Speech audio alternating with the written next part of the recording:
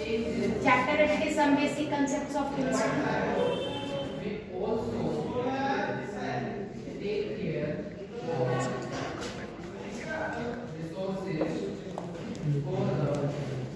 आज हम टॉपिक पढ़ रहे हैं यील्ड ऑफ अ रिएक्शन, मतलब कि प्रोडक्ट आपका कितना बनता है।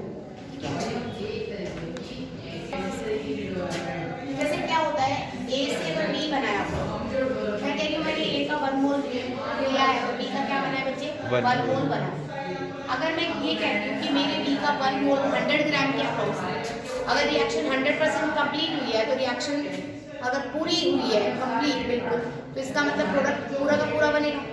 तो मैं ये अज्यूम करती हूँ कि मेरा जो प्रोडक्ट बना है वो कितने ग्राम बना है बेटे, 100 ग्राम। क्यों? क्योंकि मैं ये मानती हूँ कि मेरी जो प्रोडक्शन है वो कितनी है बेटे, 100%।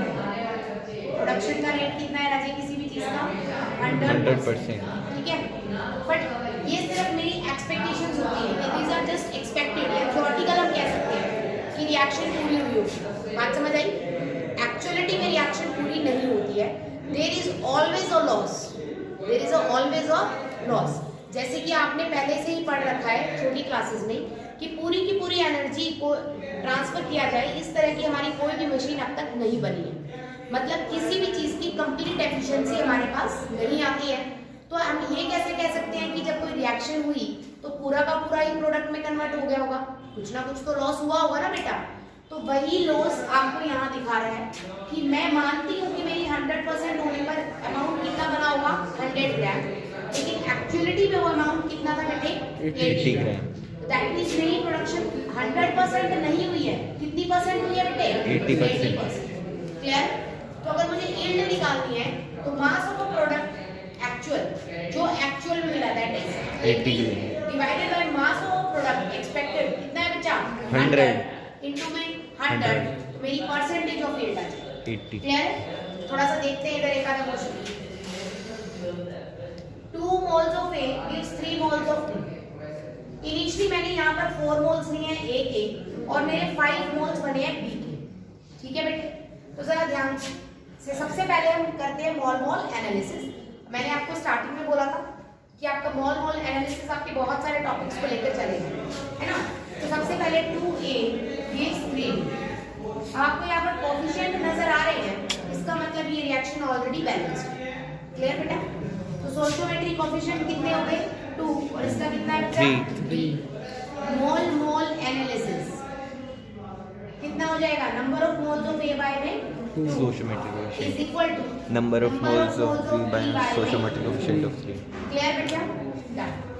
Number of moles of A कितना है, 4 4 बाय में 2 is equal to 5 by 3। निकालना है, वो तो उसने बोला है इतने बने हैं, पर आपको पता है कि जो बोला जाता है वो पूरा का पूरा नहीं बनता, नहीं होता। क्लियर होगी मेरी बात? तो n ऑफ B बाय में 3 क्रॉस मल्टीप्लाई करेंगे, आपके पास आगे number of moles of B कितने आगे बच्चा, 6।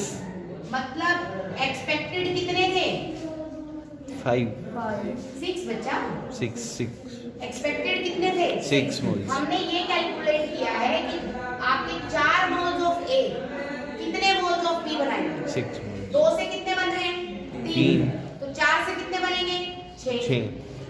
2 को आप 2 से मल्टीप्लाई करेंगे तभी तो 4 आएगा बेटा। तो 3 को भी कितने से मल्टीप्लाई किया इसने, 2 से, कितना आ गया बच्चा, 6। बात समझ आई?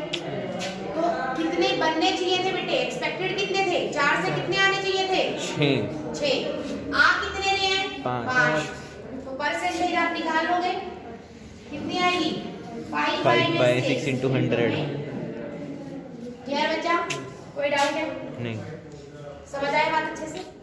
नेक्स्ट अगर हम बात करें A B से A2B3 बना, इनिशियली मैंने 12 मोल्स लिए हैं बेटे A के भी और B के भी, और ऑब्टेन कितने हुए हैं मुझे, 3 मोल। A2B।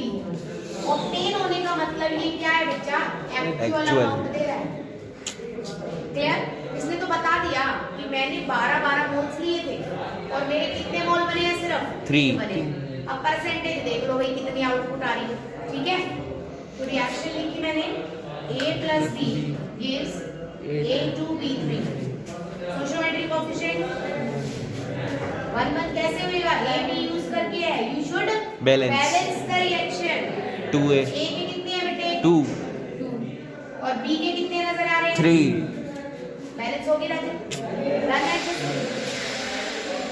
सोशियोमेट्रिक कोएफिशिएंट 2 3 हां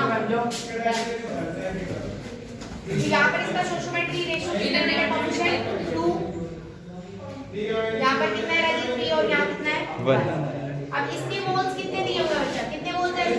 12 तो 12 बाय में stoichiometric coefficient 2 is equal to B के भी कितने हैं बच्चा? 12 ईच दिया है ना, तो 12 बाय में 2 इज इक्वल टू इसके निकाल लें 3 आएगा ना 12 बाय A2B3 डिवाइडेड बाय में हां जी 12 बाय 3 12 बाय 3 क्लियर है बच्चा? किसी से भी आप निकाल सकते हो, आपकी मर्जी है, किसी को भी इक्वेट कर दो। कितना आएगा? n of A2B3 is equal to कितना आ गया बच्चा? 4 आना कितना चाहिए? 4 आ कितना रहा है बच्चे? 3 ये हमारा क्या होता है? एक्सपेक्टेड। मतलब इसे हम थ्योरेटिकल इसलिए बोलते हैं क्योंकि हमने जो हमें कैलकुलेशन की वन थी रिएक्टेंट्स के रेशियो की, उससे हमने इसको निकाल लिया नोटबुक पे, इसीलिए इसे क्या बोलते हैं? एक्सपेक्टेड या थ्योरेटिकल। ठीक है बच्चा? अब परसेंटेज ऑफ यील्ड अगर आपको निकालनी है तो कितनी हो जाएगी? बोलो। 3 by 4 into 100 75 75 क्लियर है बच्चा? इसी तरह से अगर यहाँ पर मैं देखूं इसने यील्ड दे रखी है, तो सबसे पहले से a plus b gives A2B3 A2B3 a के मोल्स कितने हैं? 2 2 b के कितने हैं बेटे? 3 क्लियर है मेरी बात यहाँ तक? तो सोशियोमेट्री रेशियो 2:3 डबल रेशियो 1। बोलो नंबर ऑफ मोल्स कितने हैं? 12 12 by 2 is equal to 12 by 3 is equal to n of A2B3 by में 1 तो n of A2B3 is equal to कितना आ गया राजेश? 4 अब परसेंटेज is equal to कितना होता है? कितने हैं निकालने हैं?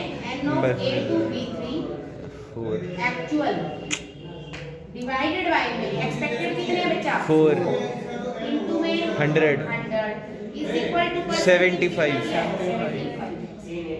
सॉल्व कर लेंगे, कोई डाउट है? 3 आ जाएगा। अब इस टाइप की रिएक्शंस में आपको कैसे करना है? तो लिमिटिंग रिएजेंट का कांसेप्ट लगाना पड़ेगा आपको, ठीक है? ध्यान से देखिए। फर्स्ट रिएक्शन बच्चा a plus b gives A2B, बोलिए 2a plus 3b number of moles direct निकालेंगे, बोलिए कितना है? 12 ईच है, 6 12 by 2 12 by 3 is equal to number of moles of A2B3 by में कितना है बेटे? 1 क्लियर है मेरी बात? 4 आ जाएगा। समझ आई बात क्या? यहाँ से क्रॉस मल्टीप्लाई बोलिए 4 is equal to n of A2B3 ये क्या है राजे? expected अब एक्सपेक्टेड तो रिएक्ट नहीं करेंगे ना, जो एक्चुअल में बने होंगे रिएक्ट तो वही करेंगे। तो आपको सबसे पहले एक्चुअल नंबर ऑफ मोल्स निकालने हैं। कैसे निकलेंगे बेटे? परसेंटेज कितनी दे रखी है? 75 75% is equal to actual by 4 into 100 actual divided by में बोलो 4 into 100 3 आ जाएगा। करेक्ट। कितना आ गया? n of A2B3 is equal to कितना आ गया? 3 3 आ गया ना? 3 1 आएगा? नहीं, वहाँ पे 25 आएगा ना। हाँ 3 आ गया। यहाँ तक क्लियर है बच्चा? अब 3 मोल किससे रिएक्ट कर रहे हैं? 12 से। क्लियर है इसके बाद? ठीक है, सेकंड रिएक्शन ले लिया 3 A2B3 plus 6 बोलो कितना है? A2B3 C6 C6 done. Reaction must be balanced. 6 आ गया बच्चा। अब नंबर ऑफ मोल्स बोलिए, डायरेक्ट निकाल दो मोल मोल रेशियो, स्पेस का मैं डायरेक्ट देखो A2B3 के कितने हैं? 3 एक्चुअल या एक्सपेक्टेड कौन से आएंगे? एक्सपेक्टेड। ठीक है, क्या एक्चुअल? एक्चुअल है। एक्चुअल है। एक्सपेक्टेड तो ऊपर निकाल लिए थे बेटे। परसेंटेज यील्ड से कौन से निकलेंगे हमेशा? हमेशा Actual.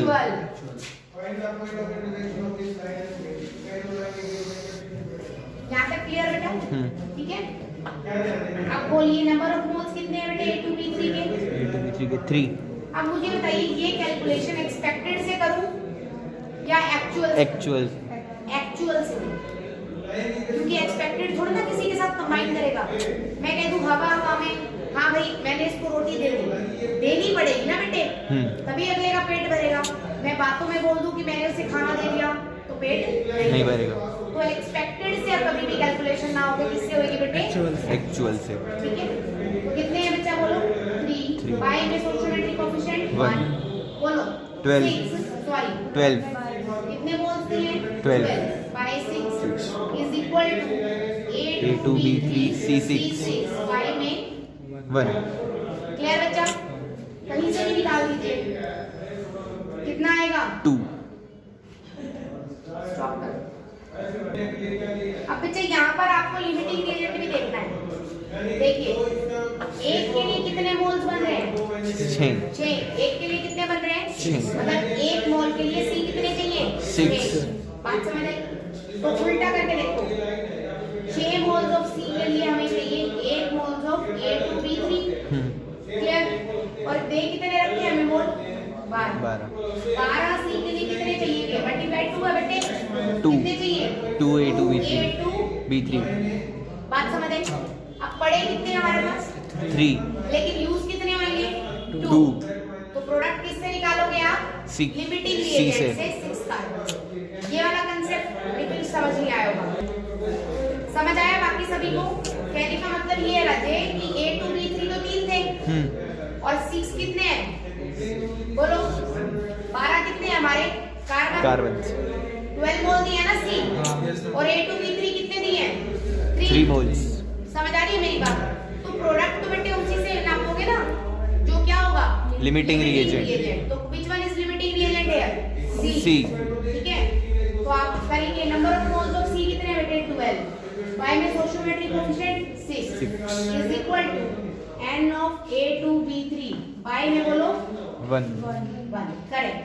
तो कितने मोल्स आएंगे बच्चा? 2 मोल्स। ये बोलिए कौन से है ये? एक्सपेक्टेड। Correct, expected. ये बात समझ आ गई बच्चा? अब एक्चुअल निकालने हैं। डिवाइडेड बाय एक्सपेक्टेड कितने हैं बेटे? 2।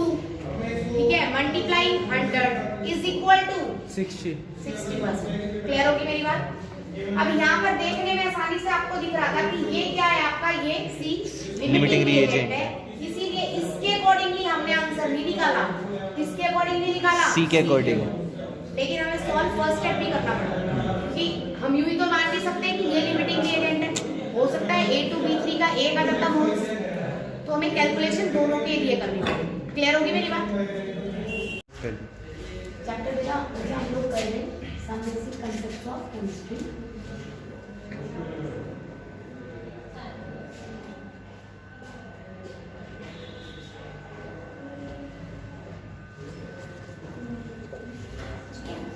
मैंने तो लास्ट लेक्चर में आपको मोल मोल एनालिसिस कराया, ओके? अब इसी तरह के क्वेश्चंस आ जाएंगे तो आप मोल मोल एनालिसिस से बहुत आसानी से कैलकुलेट कर सकते हो।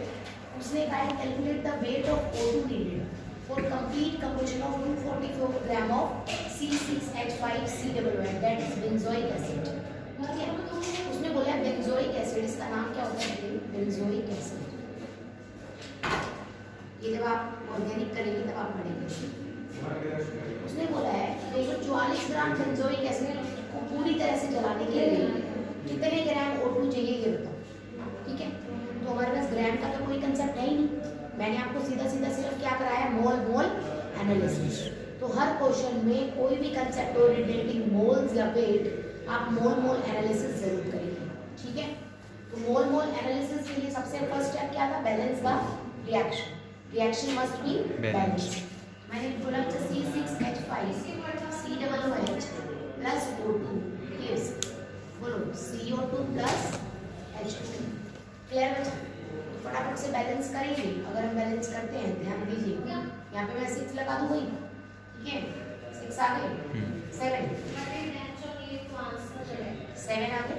ठीक है, हाइड्रोजन 5 और 1 6 2 3 ऑक्सीजन कितनी हो गई है देखना 14 और 3 17 यहाँ कितने बटे 2 गई कितनी बची 15 मैंने यहाँ सीधा सीधा लगा दिया 15 बाय क्लियर रिएक्शन बैलेंस हो गई हमारी मोल एनालिसिस करेंगे moles of C6H5 C double OH divided by stoichiometric coefficient 1 is equal to बोलो moles of O2 के by में 15 by 2 is equal to moles of CO2 by में 7 is equal to moles of H2O by में 3 clear बेटा आपको इसका mass given है 244 तो हम सबसे पहले क्या निकालेंगे मोल्स निकालेंगे तो moles N of C6H5COOH moles का फॉर्मूला आप 10th में भी पढ़ के आए हैं बोलिए given mass by molar mass ठीक है बच्चा गिवन मास कितना है राजे 244 44 grams बाय मोलर मास देखिए बच्चा कार्बन कितने हैं टोटल 7 12 into 7 प्लस हाइड्रोजन कितने हैं राजे 6 into 1 प्लस ऑक्सीजन कितने हैं राजे 2 into 16 तो 84 प्लस 6 प्लस 32 2 1 122 आ गया राजे molar mass is equal to 122 grams तो नंबर ऑफ मोल्स कितने आ गए राजे 2 एनी डाउट बेटा यहाँ तक क्लियर है तो ये आपको गिवन है राजे कितना है 2 यहाँ पर है ही मुझे मोल्स ऑफ O2 निकालना है तो मैं इसको इसके साथ कंपेयर कर दूँ देखिए 2 बाय में 1 is equal to moles of oxygen by में 15 by में 2 15 into 2 आ गया तब 2 से 2 Cancel. तो number of moles of O2 कितने आ गए 15 which is clear है अब आपको क्या मिलेंगे मोल्स उसने क्या पूछा है Weight. या मास तो number of moles is equal to given mass by में molar mass number of moles कितने हैं बेटे 15 is equal to given mass कितना है ही नहीं निकालना है x बाय मोलर मास कितना है ऑक्सीजन 16 या और 2 का पूछा है बेटे उसने 32 ठीक है 32 x is equal to 15 into 32 ठीक है 480 आ गया क्लियर बच्चा कोई डाउट है तो मोल एनालिसिस से इस तरह के जो कॉम्प्लेक्स से क्वेश्चंस देखने में लगते हैं बहुत आसानी से आ जाते हैं ठीक है बच्चा नेक्स्ट क्वेश्चन है इसमें मैं केस करा रही हूँ आपको ये एग्जांपल अच्छे से लिखना है 1 2 a plus 2b plus this AB2 stoichiometric coefficient क्या है 1:2 डबल रेशियो 1 क्लियर अगर मैं इसके 4 मोल्स ले a के प्लस b के मैंने 8 मोल्स लिए और मेरे 2 मोल्स AB2 बन गए ठीक है 4 बन गए 4 मोल्स AB2 कितने भी बने हमें इससे मतलब नहीं है ठीक है रेशियो ऑफ द रिएक्टेंट्स क्या है राजीव 1:2 इसको भी करके कितनी आ रही है 1:2 कहने का मतलब ये है कि जो बैलेंस्ड रिएक्शन की रेशियो आती है स्टोइचियोमेट्रिक कोएफिशिएंट्स की जो रेशियो है अगर उसी रेशियो के अंदर आपने रिएक्टेंट्स के मोल्स लिए हैं तो दोनों के दोनों पूरी तरह से कंज्यूम होकर आपके प्रोडक्ट बना देंगे क्लियर बेटा तो if moles of the reactants are taken in the same ratio as of the stoichiometric coefficient then all the reactants will consume completely ना तो A बचेगा और ना ही B बचेगा क्लियर लेकिन अगर मैंने B के 7 मोल्स ले दिए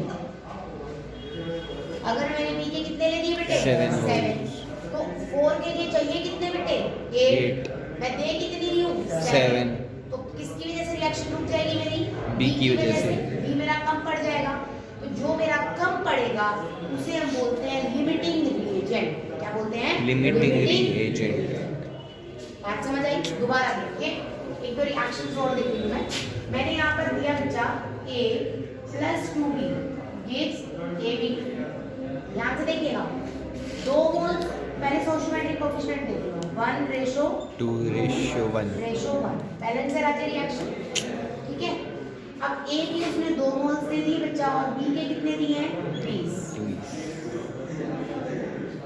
ए के 2 दिए हैं, बी के कितने दिए बेटे? 20। रेशो देखिए बच्चा 1 रेशो 10। Is that clear? अब बच्चा बी के कितने होने चाहिए थे? 1 के लिए 2 है तो 2 के लिए कितने होने चाहिए थे? 4।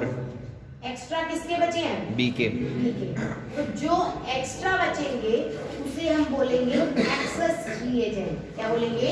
Access reagent. और जो कम पड़ गया उसे हमने क्या बोला? Limiting reagent. Is that clear? अगर मैं आपसे साथ में ये पूछूं कि एक्सेस रिएजेंट कौन है तो आपने बता दिया बेटे बी। लिमिटिंग रिएजेंट कौन है आपने बता दिया बेटे ए। कितना ज्यादा है? अब मैंने पूछा कितना ज्यादा है, ध्यान से देखिए 1 के लिए कितने चाहिए बेटे? 2। तो 2 के लिए कितने चाहिए बेटे? 4 चाहिए ना राजे। अब यहाँ कितने दे रखे हैं इसे? 20। तो कितने बचे पड़े रहेंगे? 16। अमाउंट लेफ्ट भी अगर आपको निकालना हो तो 20 minus 4 is equal to 16 moles. किसके बच्चा? बी के। बात समझ आ गई बेटे क्वेश्चन? अब इसी में मैंने एक चीज और पूछ ली कि कितने Ab2 बनेंगे ये बताइए। तो आपको हमेशा लिमिटिंग रिएजेंट से देखना है। 1 से कितना बन रहा था बेटे? 1। तो 2 से कितने बनेंगे बेटे? 2। तो कितने बनेंगे Ab2 इस रिएक्शन में? 2। क्लियर हो गया बच्चा? यही चीज मैं आपको यहाँ समझा रही हूँ कि कभी भी अगर स्टोइकियोमेट्री रेशो के इक्वल रेशो आप नहीं लेते तो कोई भी एक रिएक्टेंट आपका पूरी तरह से क्या हो जाएगा? लूज हो जाएगा और दूसरा रिएक्टेंट आपका लेफ्ट रह जाएगा, मतलब बच जाएगा। बात समझ आ रही बच्चा? जो बच जाएगा उसे हम बोलेंगे एक्सेस रिएजेंट और जो आपका पूरी तरह से कंप्लीट होगा उसे बोलेंगे limiting reagent. That is a part of mole analysis. आपकी बुक में अलग से टॉपिक बनाया है लिमिटिंग रिएजेंट, बट अलग से नहीं पढ़ना है, एज अ पार्ट। समझ आया क्वेश्चन? नेक्स्ट देखिए, मैंने रिएक्शन ली है ABC gives AB2BC AB2C3। सबसे फर्स्ट स्टेप क्या है बेटे? Balance the reaction. A के 1 B के कितने हैं बच्चा? 2। बैलेंस करने के लिए मैंने 2 लगा दिया। C के कितने हैं बेटे? 3।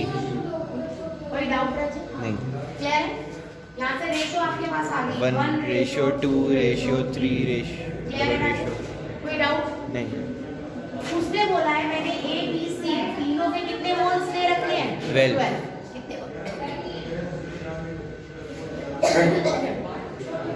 तो A B C के कितने मोल्स दे रखे हैं उसने? 12।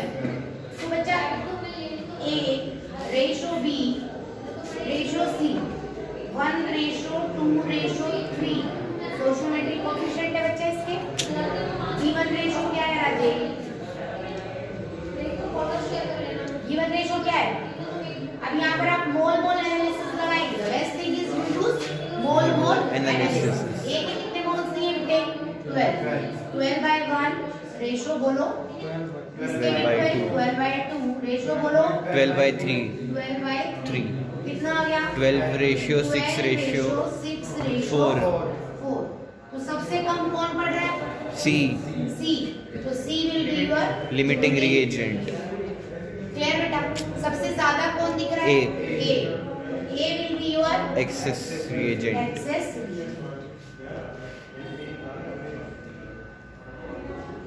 क्लियर है बच्चा? कोई डाउट?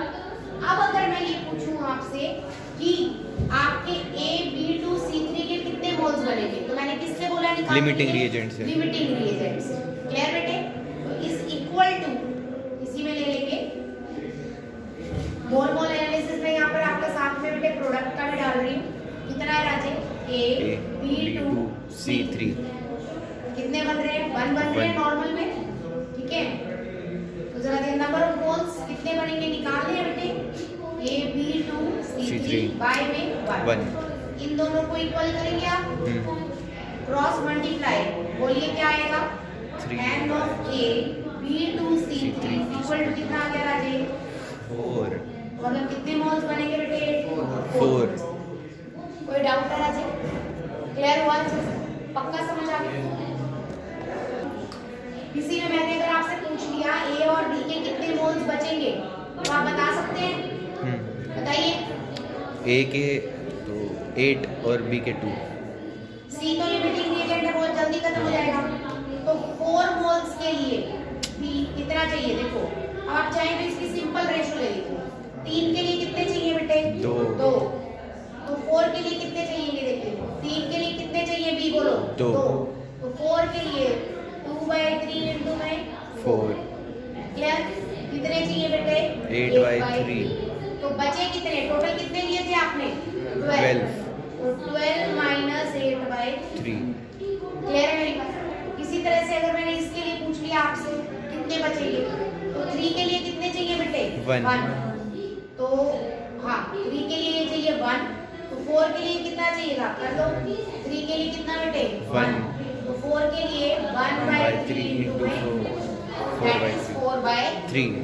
क्लियर होगी मेरी बात? कोई डाउट तो नहीं हुई? समझ आया अच्छे से?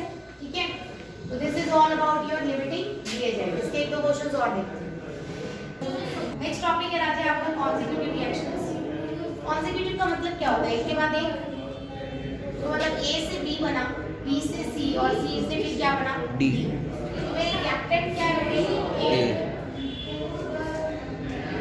और ए से बी के लिए बी क्या हो गया बच्चा? प्रोडक्ट। हो गया। लेकिन अगर मैं रिएक्शन की बात करूं बी से सी, तो बी क्या होगा बेटे? रिएक्टेंट। रिएक्टेंट। और सी क्या हो गया राजे? प्रोडक्ट। लेकिन मैं अगर सी से डी की बात करूं तो सी क्या हो गया?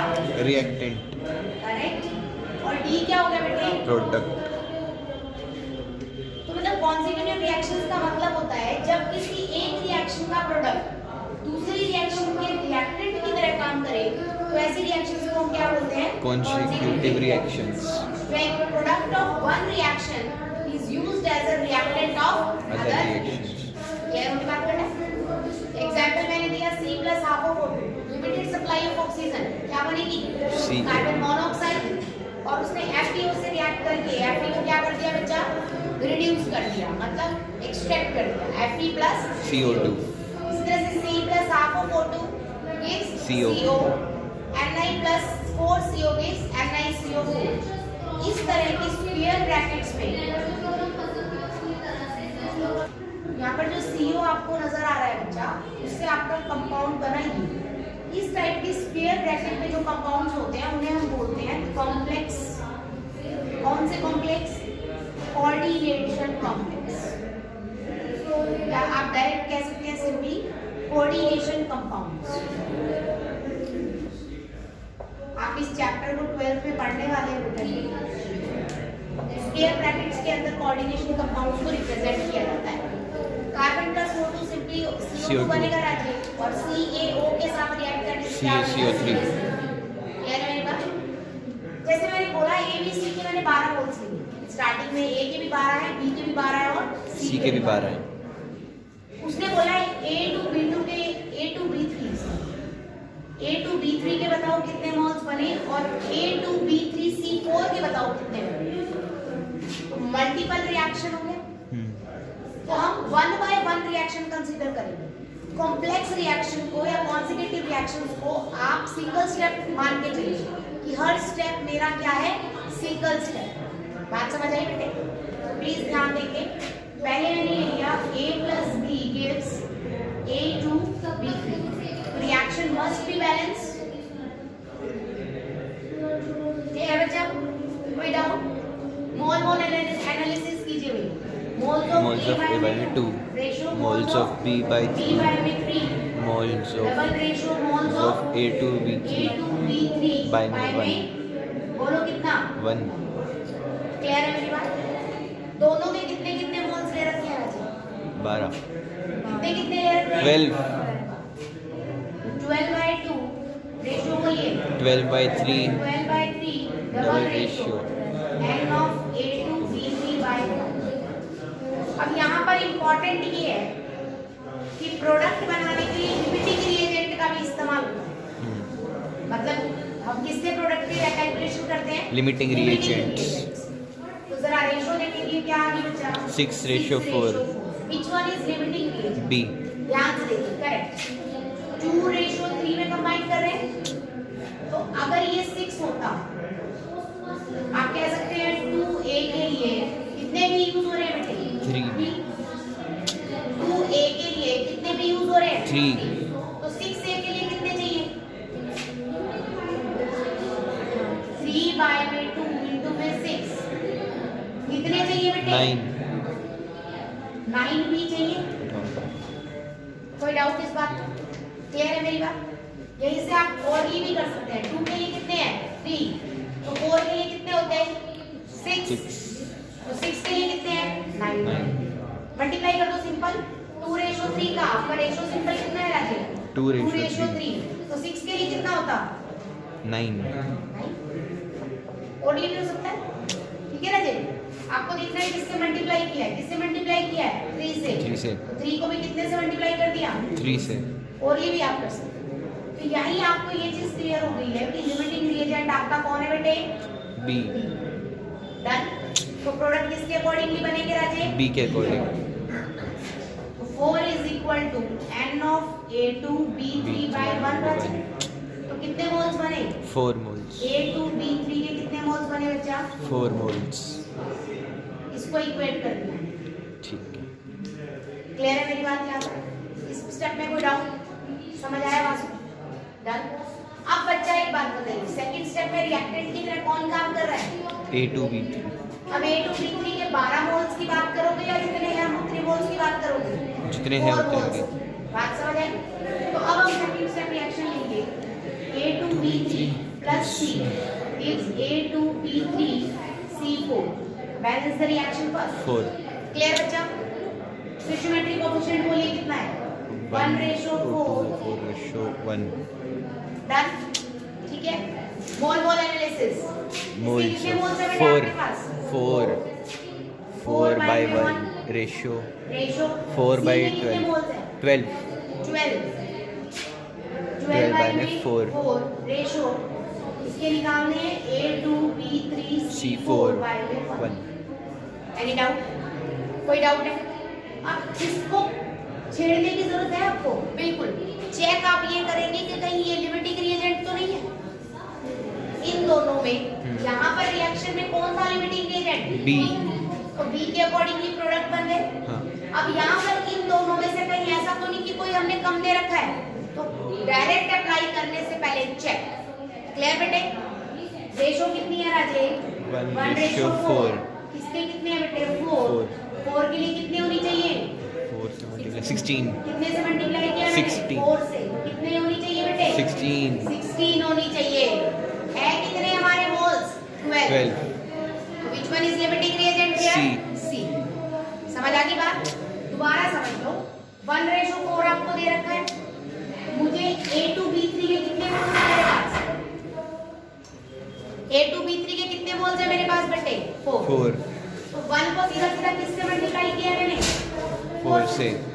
डन। तो 4 मोल्स के लिए कितने चाहिए मल्टीप्लाई? 16। तो सीधा सीधा 16 चाहिए। लेकिन आपको दे कितने रखे हैं क्वेश्चन में? C के भी 12। तो C इज योर क्या है बेटे? Limiting reagent. C is limiting reagent. ये बात क्लियर हुई? तो प्रोडक्ट किसके हिसाब से निकालोगे? इक्वल इन द किसको करोगे? C को। जो लिमिटिंग रिएजेंट हो प्रोडक्ट उसी के हिसाब से निकालना है। कितना आ जाएगा बेटे? 12/4 इज इक्वल टू बोलिए moles of n of A2 number of moles of A2B3C4 by 1 cross multiply 3। कितने मोल्स बनेंगे? 3। B3C4 is equal to कितने बनेंगे बच्चा? 3 मोल्स। Any doubt? क्लियर है? इसके ऊपर मैं 6 to 7 क्वेश्चंस आपको दे रही हूँ। जितने भी हैं 4-5 क्वेश्चंस हैं, 2-3 मैंने करा दिए। ये आप घर से करके लेके आए। ठीक है? कोई doubt? These are total 5 questions जो आप लोगों को प्रैक्टिस करने हैं। सभी मैंने कॉम्प्लेक्स रिएक्शंस पर दिए हैं, दैट इज कॉन्सेक्यूटिव रिएक्शंस पर दिए हैं, क्योंकि when you are doing the questions of consecutive reactions तो आपके लिमिटिंग रिएजेंट के क्वेश्चंस की ऑटोमेटिकली आपकी हो जाएगी, प्रैक्टिस हो जाएगी। तो इसलिए मैंने डबल रिएक्शन पर ही सभी को सभी दिया। अगर आपको कोई भी डाउट है इस टाइप के टॉपिक में तो प्लीज मुझसे कंसल्ट कर लेना। ठीक है ना जी?